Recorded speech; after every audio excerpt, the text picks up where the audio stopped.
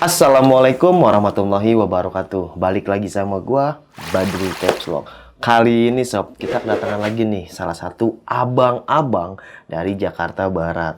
Nah, orang di sebelah gua ini dia mau cerita nih tentang kisah pengalaman horornya waktu dulu dia kecelakaan berkendara dan ada salah satu temannya yang meninggal dunia. Dan setelah meninggal ada nih kejadian horor yang dialaminya. Mungkin kalau emang orang sudah meninggal, arwahnya langsung balik lagi kepada Tuhannya. Tapi entah jin khorinnya, entah sosok yang menyerupainnya yang selalu mengganggu manusia. Dan ini cerita barbar banget ya. Tadi di belakang layar beliau cerita, merinding sob bulu kakinya. Oke, langsung aja kita kenalan siapa abang-abang di samping gua ini. Halo bang, siapa namanya bang? Nama gua Peri Ferdiansa bang. Oke, biasa dipanggil? Biasa dipanggil Peri. Ferry ya bang Ferry ya. By the way, Jakarta Baratnya di mana bang Ferry? Jakarta Baratnya Kalideres bang. Kalideres? Iya, Kelurahan Semanan. Oke, tetangga ternyata guys. Oke bang Fer, nanya sedikit nih bang. Kejadiannya tahun berapa bang? Kejadian tahun 2007-2008 bang. Oke, zaman masih sekolah. Zaman masih sekolah gua kelas 3 SMP. Oke, berarti umurnya lumayan banyak ya bang. Tegang amat bang Ferry. Santai, relax ya bang. Oke, tahan dulu bang Fer. Siap. Sebelum kita lanjut ke ceritanya, buat teman-teman yang belum subscribe, jangan lupa subscribe dan diaktifkan loncengnya. Buat teman-teman yang udah subscribe, kita banyak-banyak terima kasih. Selama YouTube ini masih berdiri, donasi akan terus berjalan. Oh ya nih, buat teman-teman yang punya kisah pengalaman horor, jangan disimpan aja, langsung aja kirim ceritanya ke nomor WhatsApp ini nih. Kuy, kita gibah mesti di sini. Langsung aja. Oh iya, ada yang lupa nih. Siapin cemilannya, siapin kopinya, cari posisi rebahan terbaiknya. Kuy, kita ke Gibah Misteri.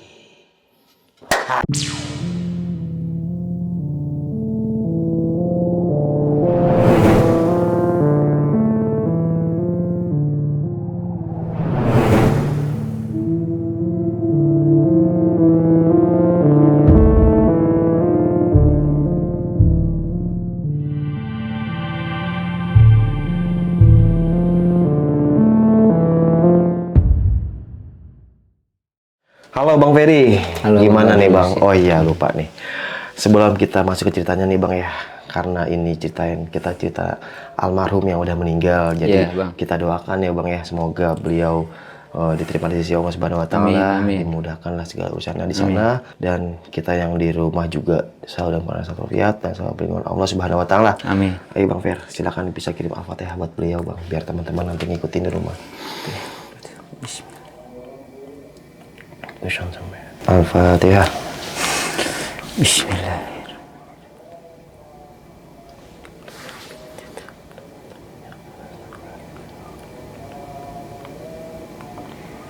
Oke. Amin. Gimana nih Bang? Kisah pengalaman nih Bang? Jadi di awal dari pas gua sekolah dulu bang. Oke. Gua sekolah kelas 3 SMP. Pada saat itu gua lagi ngejalanin turnamen O2SN. Apa tuh turnamen? Apa tuh? Turnamen bola bang. Oke. Dari antar sekolah lah. Nah gua ditarik sama guru olahraga gua berdua sama si almarhum ini bang. Waktu itu sekolah di Jakarta Barat atau di mana? Bang? Sekolah gua di Rangkas Bitung bang, di SMP 3 Rangkas Bitung. Oke. Iya. Satu sekolahan tapi gua nggak satu kelas sama dia. Gua kelas A, dia kelas F. Berarti Rangkas Bitung Banten ya? Oke. Nah sebelumnya nih pas dia abis ngejuarain O2SN sama gua, ceritanya dia minta request bang sama bapaknya bang. Bapaknya ini tukang antar kelapa. Dia request karena dia mau lulus sekolah, mau SMA, jadi harus punya motor mungkin kan. Ke anak-anak sekarang, anak-anak itu kan. Jadi dia bapaknya minta motor bang. Nah ada salah satu perkataan dia yang keluar yang nggak enak lah buat didengar. Dia bilang, kalau nanti gue nggak dibeliin motor, gue bakal bunuh diri. Dia bilang kata dia. Ini banyak pelajaran buat kita juga. Nah bapaknya ini punya mobil satu-satunya bang. Itu juga mobil buat dipakai usaha. Oke. Akhirnya dijual sama bapaknya bang. Demi anaknya nih, demi almarhum dijual. Almarhum dibeliin motor Beat Cash warna merah. Pada waktu itu. Nah, dari situ baru mulai gue beraktivitas karena ada kuda kan gue enak mana-mana. Balik lagi ke lomba, gue juara 2, gue dapet duit. Nah si almarhum ini pas gue di parkiran motor, dia bilang, Per, lu dapet duit, gue dapet duit, dia bilang.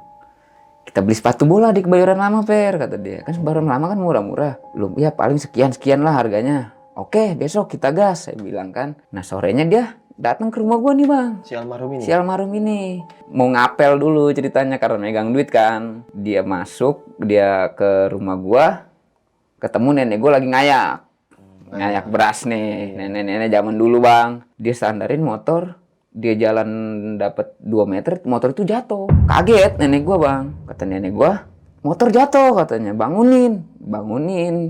Terus si teman gue si almarhum ini alibi, oh ininya nih tanahnya terlalu lembek katanya gitu. Padahal itu bukan tanah, plesteran. Oke. Iya. Alasan dia itu tuh. Terus. Dia masuk ke kamar gua, ketemu gua, dia teriak deh tuh.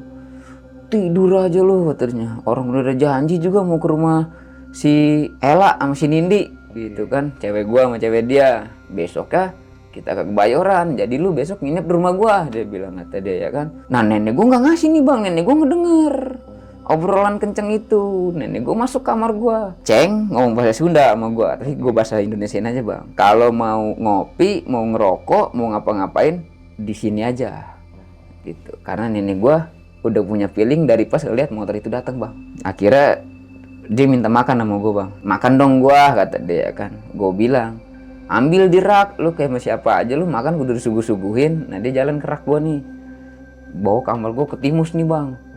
Masa makan ke timus doang? Ya udah makan aja, gua bilang kata gua gitu kan. Nanti kita di luar makan lagi. Gua kasih ke timus sama mie yang diremes. Oke. Iya, dimakan sama dia bang. Oh berarti mie remes yang mentah itu. Dimakan sama dia. Nah gue nyari izin sama nenek gue nih biar supaya gue bisa keluar bang. Karena nenek gue dari awal udah masang pagar biar gue nggak keluar. Gimana caranya? Gue bilang kata gue biar gue bisa keluar. Soalnya nenek gue udah tahu nih kita pengen begini, makanya nenek gue nggak ngasih. Biasanya nenek gue ngasih bang. Biasanya nih. Iya, mau Tapi kemana-mana gue ngasih. Kalau yang penting gue izin sama dia. Nah, tumben nggak ngasih ya? iya, nah gue izin, nenek gue nggak ngasih. Oke. Gue bingung juga sama nenek gue ya kan. Mungkin ya nenek gue cuman nggak cerita doang. Karena nenek gue apa gimananya kan. Akhirnya gue bohongin nih nenek gue. Nek, dari minta duit nek. Kan udah dibilang, dibentak-bentak gue bang. Kan udah dibilang kalau mau main ngerokok ngopi di sini aja. Gak usah keluar kata nenek gue gitu. Enggak, mau nonton bola di Cileweng. Nanti abis maghrib Peri pulang lagi ke sini, nggak tidur di luar. Tanyain aja Agus kalau nggak percaya, saya bilang. Nah teman gue namanya udah gue calling, iya aja bang ya kan. Iya. Nah akhirnya nenek gue ngasih duit, kalau nggak salah ngasih duit 60.000 bang. Oke. Nenek gue buat ongkos gue sekolah. Nah gue jalan tuh di situ. Itu nenek gue pokoknya udah nyegah banget bang. Sampai gue udah naik motor nih sama nenek gue. Pagar gue ditutup sama nenek gue. Iya. Sampai segitunya ya? Iya, mungkin gue nggak tahu nenek gue punya gambaran apa gitu ya kan. Namanya orang dulu kan bang, ya pasti ada aja lah yang bisik-bisikan mah gitu kan. Ditutup pagar gue, dikunci nih sama nenek gue bang. Akhirnya gue tahu nenek gue naruh kunci di atas kulkas. Ya udah, nenek gue sholat asar, gue buka sama gue. Nah gue keluar. Oke, berhasil Langsung, akhirnya nih. iya berhasil gue keluar kan.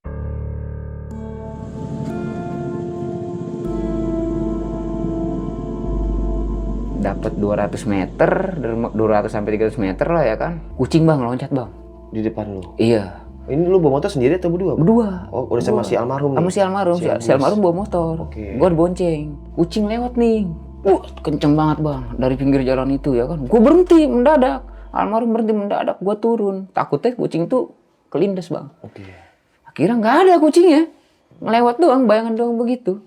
Gua nggak sadar kalau itu bakal pertanda buat gua bang. Gua jalan lagi ya kan. Gua berhenti di depan SMP gua karena gua jalurnya ngelewatin SMP gua buat ke sono, ke Cisalak, ke rumah cewek gua. Gua ketemu orang-orang itulah tersebut. Gua cuma tos-tos doang ya kan. Nah pas gua jalan lagi ngelewatin Curug, pertigaan Cileweng, gua ketemu sama temen gue yang namanya Andri itu. Dia bawa motor repo. Lu mau kemana kata dia? Gua mau ke rumah Nindi sama Agus. Kalian inian lah, ngapel lah, gua bilang kata gua ya kan. Udah jangan. Lu ikut gue aja nonton balap kata dia ya kan. Dia tuh. Iya. Akhirnya gue bilang, yaudah dah, gue bilang kata gue bilang sama almarhum, nih handphone gue pegang Gus. Nanti kalau si Ella nanyain gue, lu bilang guanya lagi ngapain kayak gitu ya kan. Alibi lah. Dia nggak mau bang, handphone gue dilempar nih ke rumput. Nggak mau gue kata dia kan. Lu gue yang nyamper keluarnya sama orang, nongkrongnya sama orang. Nah di situ kata gue, yaudah dah Nri, udah lu duluan aja dah ke Cileweng. Gue nggak mau, gue udah naik bang begini bang. Posisi gue udah naik, ditarik kaki gue sama dia. Habis ditarik, ya udah jalan kita. Gue bilang kata gue, nah selang berapa puluh meter, gue udah nggak sadar bang.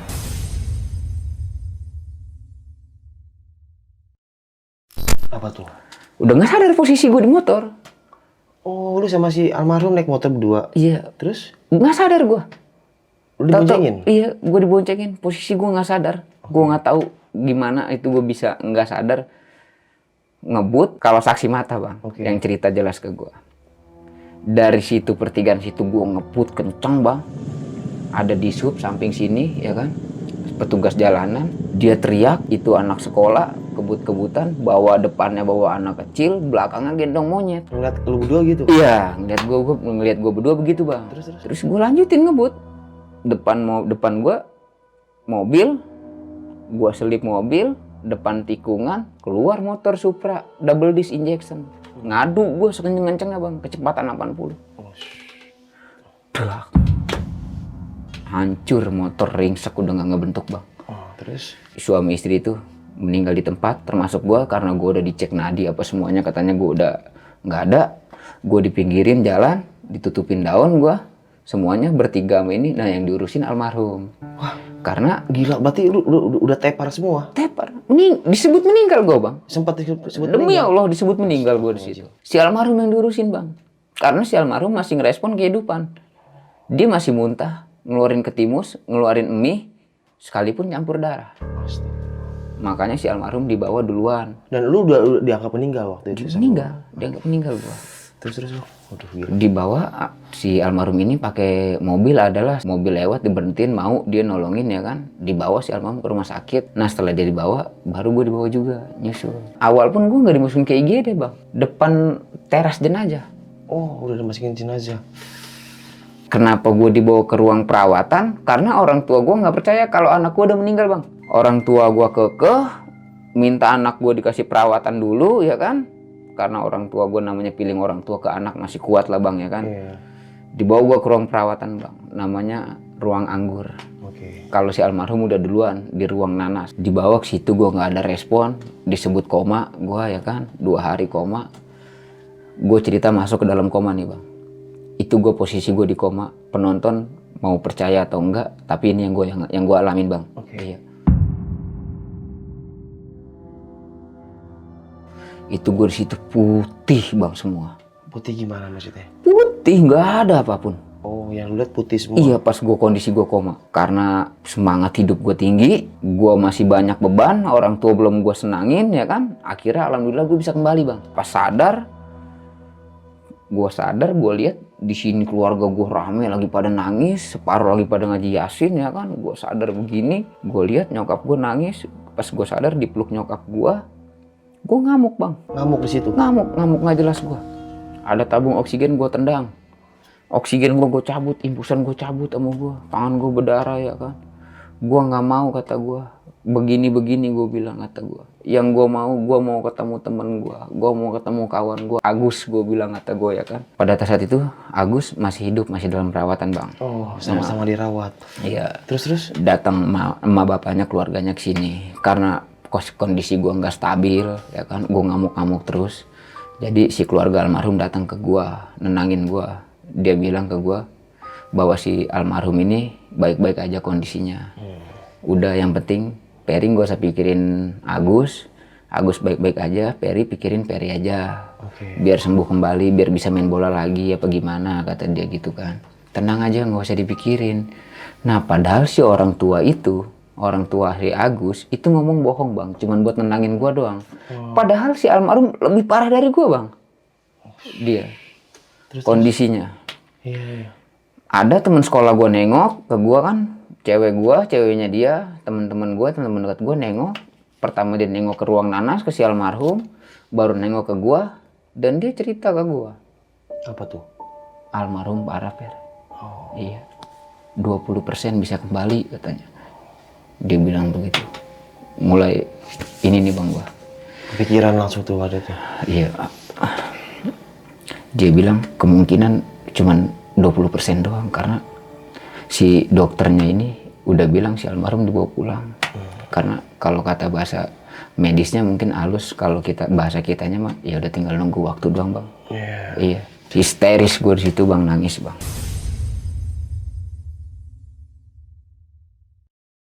Dari yang tadinya gue suka, gua denger dia ngomong lantur ngoceh-ngoceh ya kan, pas masih belum diponis bang, masih ngoceh-ngoceh, dia sadar dia ngoceh-ngoceh. Mana si Peri, mana teman gue mau beli motor ninja, gue mau nonton bola, gue mau main jauh sama dia, kata dia gini-gini kan, udah ngelantur, udah ngomong ada. Setelah habis ngomong lantur itu, drop dia bang. Si almarhum itu? Si almarhum itu drop dia. Nah, kenapa di rumah sakit gue minta pulang? Ketika gue sadar dari koma itu bang, gue selalu dihantui sama penghuni itu bang. Penghuni makam 5 itu bang. Makam yang mana nih? Makam 5, Rangkas Bitung. Kalau nanti kita mau riset, bolehlah kita jalan sono. Boleh, iya. Terus? Selalu dihantuin bang, bahwa gue harus mati.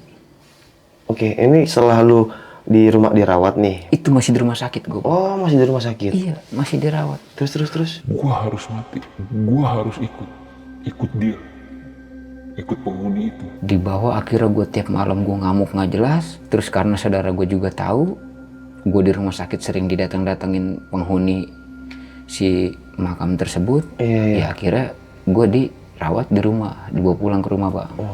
Iya. Nah itu lu berapa hari bang dirawat di rumah sakit? 4 hari. 4 hari? Iya, 2 hari gue sadar dari koma, 2 hari gue proses begini lah ya kan, apa dikasih obat penenang, impusan penenang gitu ya kan. Tapi setiap dalam mata gue merem, yang selalu mengantuk gue dia bang. Sosok yang ada di kakek itu. Iya, kakek itu. Nah karena, itu almarhum gimana kondisinya waktu itu? Gue udah gak dapet kabar almarhum.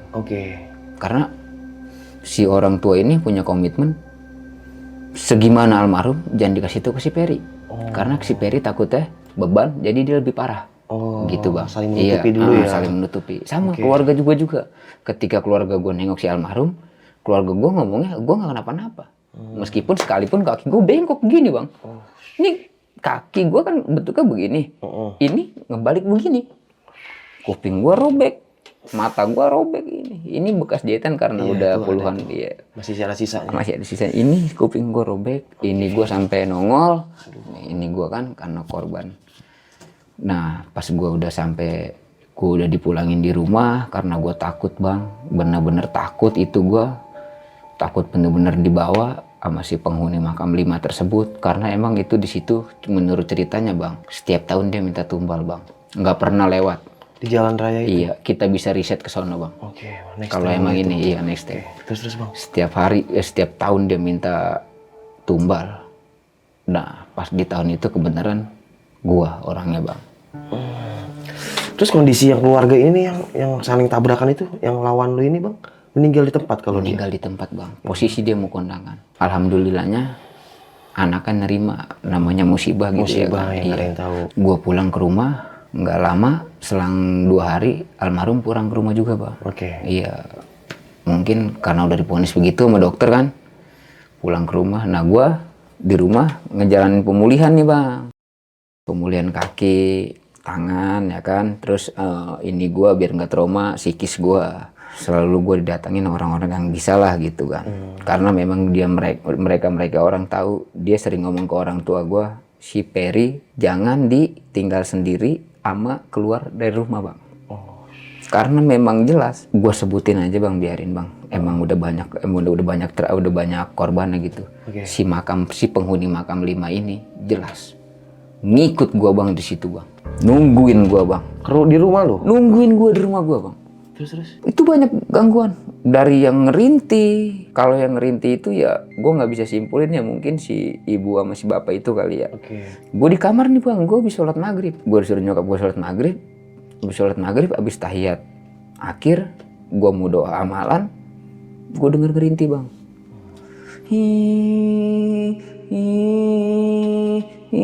Lama bang itu bang. Sampai orang tua gue panggil, nenek gue panggil.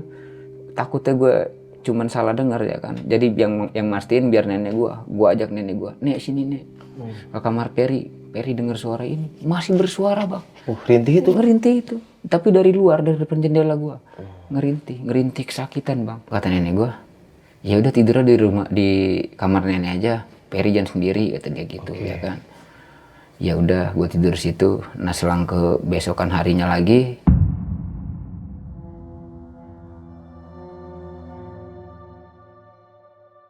gue kamar gue lagi bang. Maghrib kayak biasa gue sholat. Sebelum sholat gue sempet ngejreng gitar. Gitar gue taruh di pojokan lemari bang. Sininya kelambor. Iya. Itu gue sholat. Gitar bernada bang. Maksudnya bernada gimana? Ada yang mainin ngegenjreng begitu. Iya. Terus? Ya gue namanya lagi sholat. Ya udah gue sholat aja, gue lanjutin dulu sama gue. Setelah sholat baru gue lihat sama gue. Apa? Iya kan? Iya dia. Terus? Mungkin korin almarhumnya kali ya. Apa sih, kalau buat kata gue sih bukan korin si almarhumnya, si penunggu si itunya itu bang, yang minta gue. Iya, yang selalu neror gue. Terus? Kan? Gitar bunyi, terus gue tidur nih sendiri, ini kan kamar gue sendiri bang, gue tidur sendiri nih. Ini meja kelambor nih, lurus begini bang, berdiri begini. Tiba-tiba begini, udah gitu ada biji berantakan. Nah pas masih gue tidur, gue masih denger tak tok main. Kayak dimainin? Iya, tapi pas gue bangun cuman biji kelambor, papan kelambor doang tidur. Dari situ gue ngomong lagi ke orang yang bisa, tolong pagerin saya, karena maksudnya pikiran gue udah nggak normal bang, pikiran udah kacau waktu itu. Udah kacau, gue udah banyak bengong, udah gue mikirin almarhum kayak gimana gitu ya kan. Nah pas udah abis kejadian itu, gue ditelepon, almarhum pulang ke rumah, gue ditelepon sama abangnya. Per, almarhum minta ketemu sama Peri hari ini. Bisa nggak bisa, Peri harus bisa, kata dia. Itu sebelum sakaratul maut dia bang. Iya. Masa-masa kritis berarti. Masa-masa kritis dia di rumah. Karena dia di rumah udah ngomong cuman sepatah dua patah doang bang. Iya. Takutnya ada yang mau disampaikan ke Peri, kata dia kan. Nah gue nggak bisa bang. Abangnya almarhum itu ditolak sama nenek gua, karena nenek gua juga tahu sikon gua. Karena udah dikasih kabar kan, iya, bahwa si penghuni ini masih nongkrongin gua, masih nungguin gua atau gimana gitu kan. Makanya nenek gua nggak ngasih bang. Selang sehari dia balik lagi bang ke rumah gua. Terus dia bilang, Per, Agus lagi di gugulung. Kalau bahasa Sundanya gugulung tuh sakaratul maut bang. Mau nggak mau bang, gue datang. Karena dari sore dia gini bang. Dari sore ternyata itu cuma nungguin gue bang. Almarhum itu. Gue dijemput sama abangnya. Itu sepanjang jalan. Kakek itu. Gini aja bang, samping motor bang. Iya. Cuman gue nggak ngeroin. Yang penting gue ketemu temen gue. Ketemu almarhum, gue bilang. Iya, karena dia ngebutuhin gue hari ini. Ya kan? Gue nggak bilang sama, mungkin abangnya tahu karena dia orang bisa juga ya kan, cuman dia nggak ngeroin lah. Itu ngikut gue bang. Ya dalam arti ya nemu timing yang pas, nih anak gue gulingin gitu bang. Iya, sampai pas gue ke kebun karet, kucing lagi lewat bang. Aja lewat lagi ya kan. Berhenti, gue turun, gue cari, nggak ada sama gue ya kan. Nah itu pas lu jalan kondisi lu masih sakit? Masih sakit bang. Gue masih dipapa. Iya. Karena memang itu benar-benar harus ketemu gue almarhum. Nenek gue bilang enggak. Biar bagaimanapun dia sahabat kental gue bang. Susah seneng gue sama dia. Selama gue masih bisa ngomong, selama gue masih punya tenaga buat berdiri, gue datang buat dia. Gue bilang. Akhirnya gue datang, standar motor, gue salaman sama orang tuanya. Assalamualaikum. Gue samperin, gue duduk, gue bilang, Gus, ini gue Peri. Dia nengok bang sambil keluarin mata begini. Balik lagi udah, nangis kejar gue bang. Meninggal langsung? Meninggal. Pingsan gue langsung di situ, digotong-gotong bang. Gue nggak kuat demi Allah, gue kata gue ya Allah, secepat itu maksud gue. Dia meninggal. Terus dari situ, gue nggak boleh pulang bang. Karena engkongnya dia kan bisa, engkong almarhum. Ini dari pas depan rumah Peri udah diikutin sama beberapa. Kata engkongnya dia. Iya. Nah, dan sekarang pun kata dia di depan rumah banyak, tapi tujuannya satu, ke Peri katanya. Makanya gue nggak dikasih pulang sama engkongnya bang. Sama sekali gue nggak boleh pulang bang. Gue udah bilang gue beginilah, besok gue harus ada check up kaki, gue bilang kata gue gitu kan. Jangan pulang, engkau yang tanggung jawab, dia bilang. Daripada di jalan ada apa-apa, mendingan Peri di sini udah, sampai ikut penguburan almarhum. Akhirnya gue nggak pulang, gue telepon nenek gue, orang tua gue nggak pulang karena begini, dan nenek gue pun ngerti ya kan. Iya. Sampai ikut penguburan, selesai penguburan tuh bang, almarhum. Nah dapat 3 hari almarhum datang ke orang tuanya. Maksudnya jin Korin atau sosok yang nyerupai dia? Iya, datang ke orang tuanya. Gimana tuh? Jadi dia nyampein ke orang tuanya, Agus punya hutang. Oke. Dan baju Peri, baju yang lain juga masih banyak di Agus, tolong dikembalikan kata dia.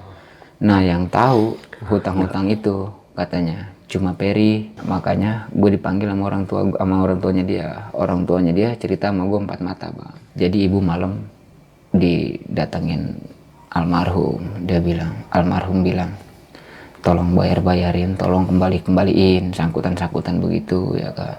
Akhirnya satu-satu bang gua track orang-orang yang bersangkutan, ternyata dia alhamdulillah lah pada ikhlas lah gitu kan. Iya.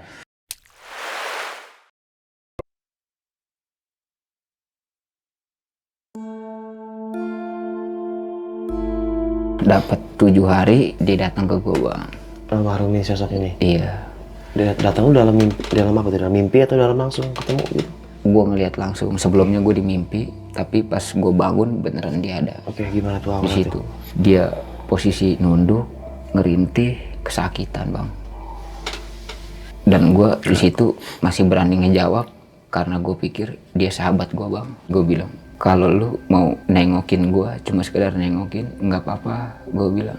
Tapi kalau buat yang lain-lain, janganlah, karena kita udah beda alam. Gue bilang kata gue, insya Allah doa gue selalu gue kirim buat lu. Gue bilang kata gue ya kan. Dia nunduk begini bang, sedih bang dia, ngerintih nangis bang. Apa yang mau disampaikan? Gue bilang kata gue kan, tolong sampein ke orang tua gue. Gue minta teman.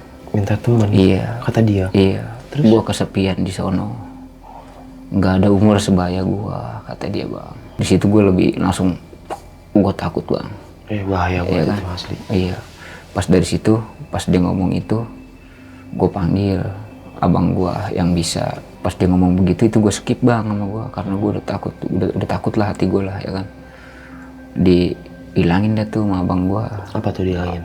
Si almarhumnya maksudnya disuruh pulang. Oke. Iya, diomongin bye-bye suruh pulang. Sekarang udah beda alam sama Peri, kita masing-masing aja. Iya. Tapi insya Allah doa tetap berjalan gitu kan. Nah pulang dah tuh dia, dah sekeesokan harinya bang,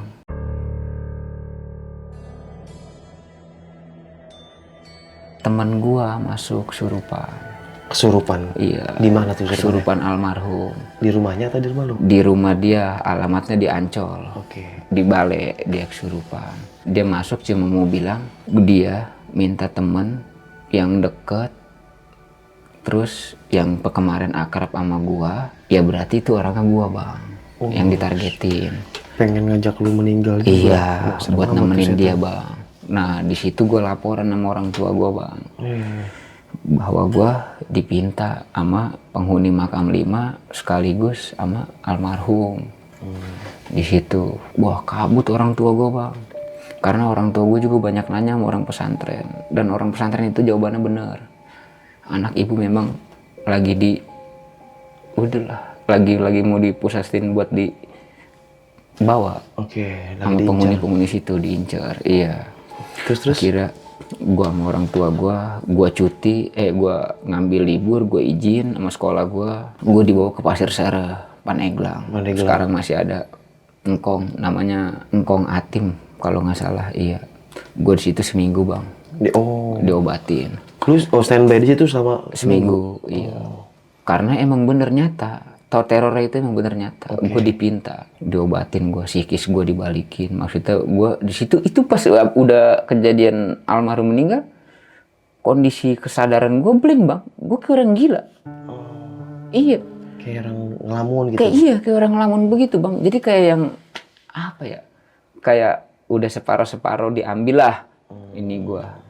Gitu, makanya orang tua gue khawatir bang. Dibawa ke sono gue selama seminggu, gue diobatin, gue pulang lagi. Gue kira setelah dari sono gue pulang, teror itu bakal hilang bang. Masih ada bang.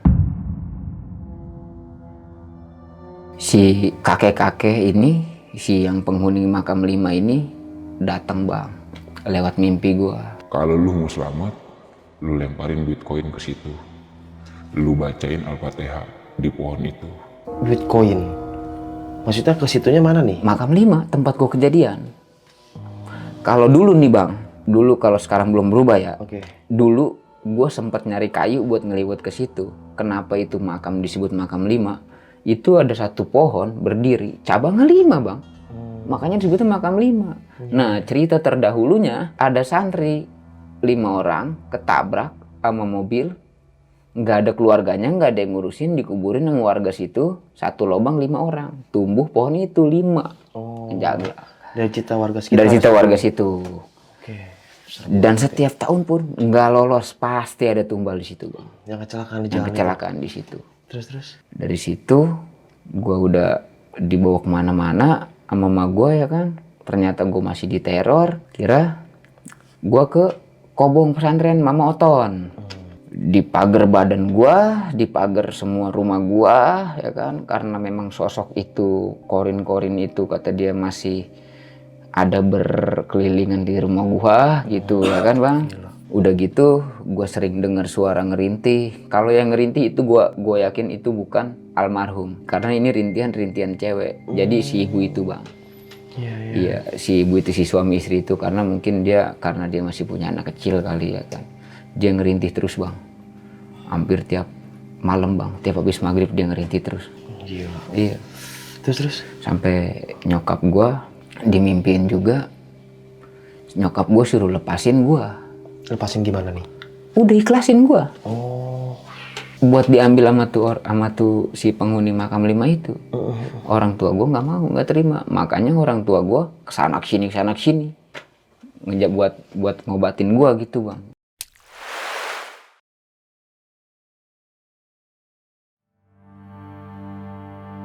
Gue pindah Kalius bang ceritanya bang, karena satu, gue nggak kepantau. Kedua, banyak yang ngelaporin ke emak gue, yang orang-orang bisa ini kan emak gue kan masih kontak kan sama orang-orang yang itu, yang ngobatin gue. Mendingan bawa ke Jakarta katanya. Sekolahin di Jakarta, dan di sini. Karena sampai detik itu pun dia masih ngarepin gue bang. Karena memang aturan gue bukan almarhum katanya. Iya, mungkin karena ya Allah kehendak lain lah ya kan. Iya, udah takdir Allah. Iya, udah takdir Allah. Akhirnya gue dibawa Kalideres bang. Abang gue bang kesurupan. Di rumah? Di rumah gue kesurupan. Yang di Kalideres Jakarta. Yang di Kalideres Jakarta. Oke. Gimana tuh? Gue pikir ya makhluk lain lah ya kan. Kesurupan, gue tengok, dia manggil gue bang. Kesurupan ini? Iya, manggil gue. Yang disamperin yang lain gak mau. Samperin maunya mau. Dia manggil gue begini. Gue tanya, ini siapa?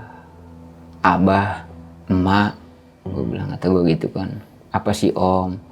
Kalau mau nengokin gak apa-apa, tapi jangan jahil, gue bilang.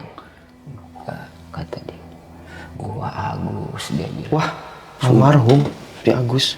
Gua Agus, gua kangen sama lu Per. Gila, sampai ke Jakarta. Lu udah jauh dari gua, kata dia. Terus? Nangis gua bang. Gua tanya, apa yang mau disampaikan?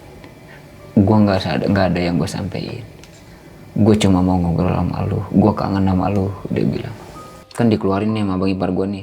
Dia bilang, ya nggak usah.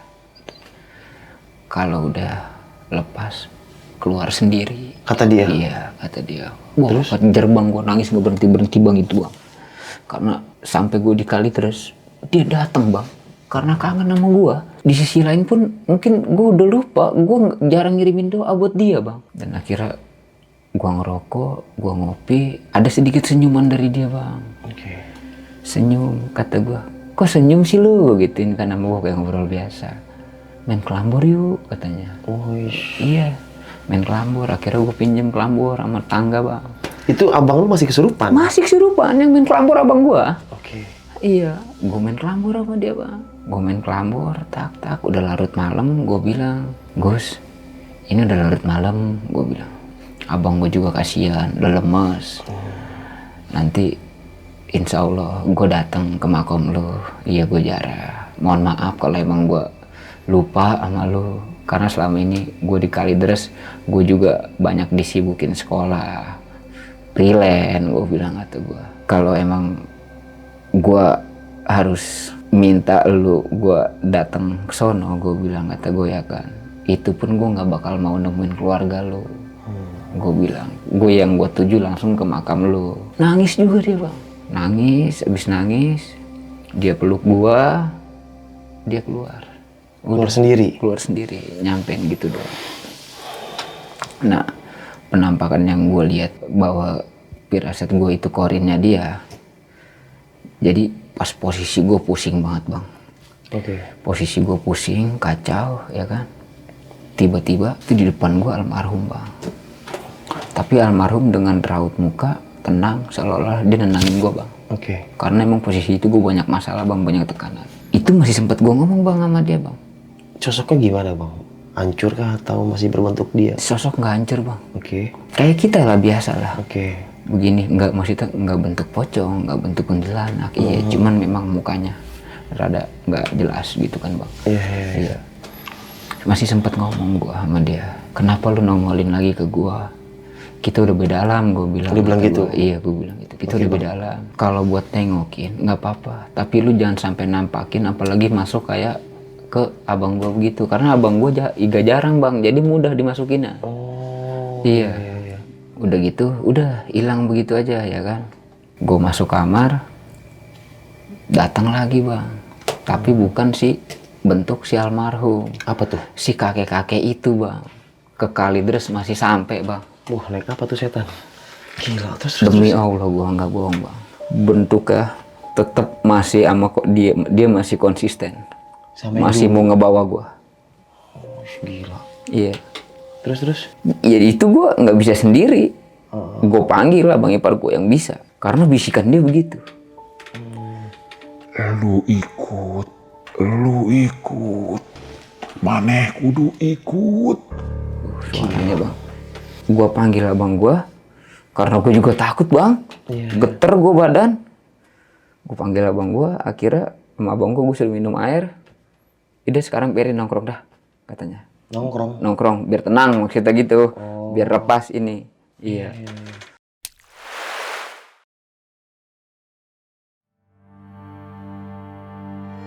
Gue mulai beraktivitas kan karena gue udah lulus sekolah. Gue pernah kecelakaan bang. Posisi gue kecelakaan kedua kalinya di pertigaan Kopti, tahu nggak? Oh, Kopti Jakarta Barat sini. Iya. Kalideres juga ya? Iya, Kalideres juga. Kecelakaan di pertigaan Kopti. Berdua gue sama temen gue. Temen gue hancur, posisi gue berdiri. Hancur gimana maksudnya? Nabrak trotoar. Astaga. Motor ya sama dia, cuman maksudnya nggak hancur ke belah-belah, enggak, masih sadar dia. Cuman posisi gue berdiri bang, kan dianehin kan? Jatuhnya berdiri. Iya, temen gue jatuh ngeglosor nih, gue diboncengin sama dia, ngeglosor, dia nabrak trotoar, cuman gue berdiri posisinya, begini. Iya. Jadi gue bisa ngeliatin dia jatuh. Terus. Dan ternyata si almarhum samping gue bang. Yang Dia, lihat itu. iya. Makanya gue bilang sampai sekarang usia gue ini almarhum masih tetap sama gue bang. Makanya kemarin malam Jumat gue sempet ngehadirin dia dan jawaban dia pun Apa? boleh. Dia bilang. Ceritain. Iya. Makanya gue ceritain. Tadinya itu keputusannya malam Jumat itu bang. Tadi malam. Kalau misalkan almarhum nggak ngasih, gue nggak bakal datang. Iya, sumpah. Karena emang itu ini gue buat bang. Iya. CS. Karena gue udah lulus kontak sama keluarganya, jadi gue nggak bisa kontak bang. Iya. Cuman gue bilang kata gue, makanya gue izin sama lu sebelum kita mulai kita berdoa dulu bang. Karena udah bisa dipastiin almarhum pasti ada, almarhum pasti ngedengerin di sini. Iya. Gila, merinding tadi, berasa banget kayak gimana gitu ya, hawanya kayak gemeter, pokoknya kencang lah. Iya, auranya. pasti bang. Entahlah Itu siapa. Ini pas masih di Jakarta, masih di Kalideres lagi bang. Emak gue kan dapat kiriman dari orang. Kiriman apa nih? Kiriman orang jahat lah, Oke. gitu ya kan, yang magic begitu ya kan. Itu almarhum nongol ngejagain nyokap gua bang. Oke. Iya, demi Allah gua nggak mau bohong bang. Jagain Almarhum. gimana tuh? Maksudnya jadi kalau kan yang masuk ke nyokap gua kan lain-lain nih, ya kan. Nah karena ada almarhum di situ dijagain sama almarhum, jadi udah nyokap gua nggak bisa ada yang masuk lagi. Iya. Makanya gua nggak pernah lupa sama almarhum, apa gua selalu kirimin doa buat almarhum, karena almarhum tuh, dia bener-bener best friend gua bang. Iya. Dan makanya nanti gua mau ke Rangkas lagi, gua mau coba temuin keluarganya bang.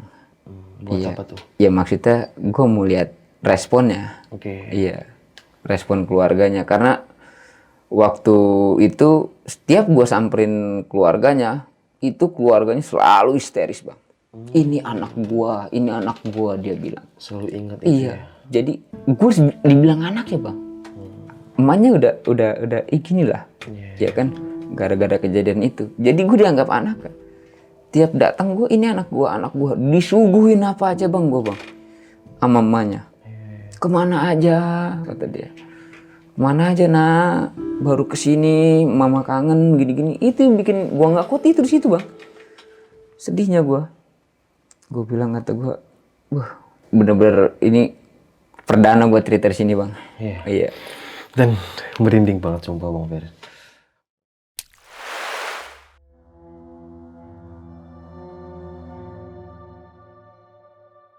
Nyokap gua pernah didatengin sama si korban kecelakaan ibu-ibu yang bapak itu meninggal itu bang. Oke. Dan ternyata dia keluarganya orang bisa juga. Keluarganya siapa nih? Keluarganya si ibu-ibu yang meninggal itu.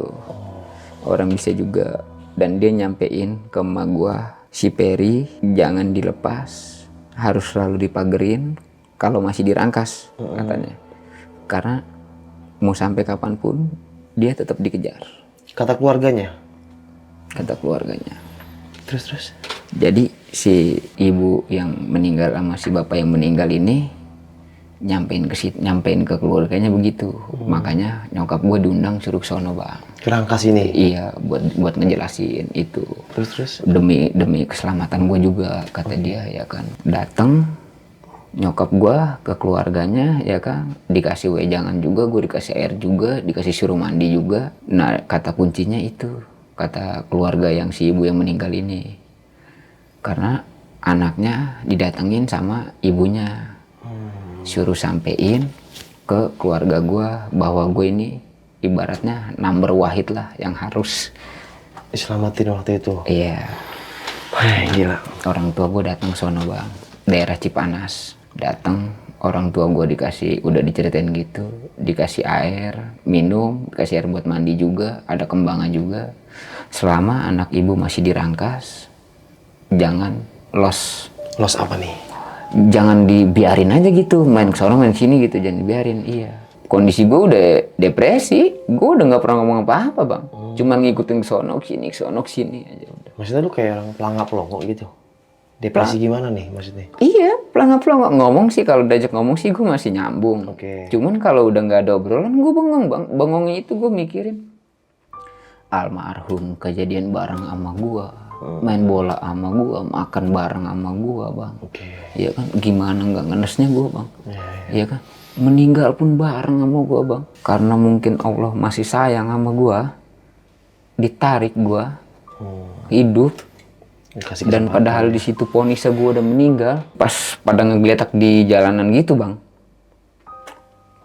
gue kan ada videonya LL aja itu, yang pas evakuasi gue ya kan, pas gue udah mendingan gue diliatin, itu udah gini-gini bang gue bang, muka gue udah nggak bentuk muka, berdarah semua, kuping gue robek, kaki gue udah melentur, udah digini, mati gue bang. Iya. Demi Allah gue mati.